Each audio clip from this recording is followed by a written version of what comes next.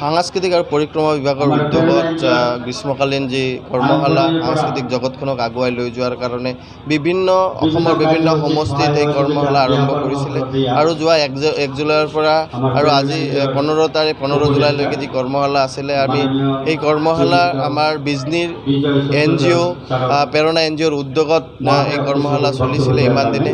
যোৱা 2 বছৰৰ পৰা এই কৰ্মশালাৰ লগত আমাৰ এই প্ৰেৰণা NGOয়ে সহযোগ কৰি আহিছে। তেনে ক্ষেত্ৰত আজি শেষৰ দিনটোত নিশ্চয়কৈ খুব এটা ভাল পৰিৱেশ মই দেখিবলৈ পাইছোঁ। আমাৰ নতুন যুৱ প্ৰজন্মই সৰু ল'ৰা ছোৱালী সাংস্কৃতিক জগতখনক আঁকোৱালি লোৱাৰ প্ৰচেষ্টা তেওঁলোকে কৰাইছিলে আৰু সেই প্ৰচেষ্টাত মই সফল পাবলৈ সক্ষম হৈছে। আজি বিভিন্ন ঠাইৰ পৰা মই দেখিছোঁ যে অভিভাৱকসকলেও অংশগ্ৰহণ কৰিছে নিজৰ ল'ৰা ছোৱালীসকলক লৈ পেলাই।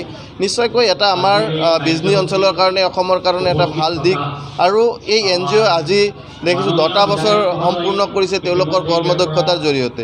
তেওঁলোকে বিনা স্বাৰ্থত নিজৰ পৰিশ্ৰমত নিজৰ গাঁঠিৰ ধন ভাঙি পেলাই তেওঁলোকে বিভিন্ন সামাজিক কামত নিজকে ব্যতিব্যস্ত কৰিছিলে। তেনে ক্ষেত্ৰত ভাল এটা ৰিজাল্ট পাবলৈ সক্ষম হৈছে। মই আজি তেওঁলোকৰ কৰ্মদক্ষতা চাই পেলাই তেওঁলোকৰ যিখিনি অভিজ্ঞতা হৈছে সেই অভিজ্ঞতা চাই পেলাই তেওঁলোকৰ এখন স্থায়ী কাৰ্যালয় লাগে বুলি মই অনুভৱ কৰিছোঁ। সেয়ে মোৰ নিজৰ ফাণ্ডৰ পৰা 3 লাখ টকা এটা স্থায়ী কাৰ্যালয়ৰ কাৰণে মই টকা তেওঁলোকক ৰিলিজ কৰি দিম বুলি মই তেওঁলোকক প্ৰতিশ্ৰুতি দিছোঁ আৰু খুব সোনকালে সেইখিনি কাম সম্পূৰ্ণ কৰিম। ধন্যবাদ।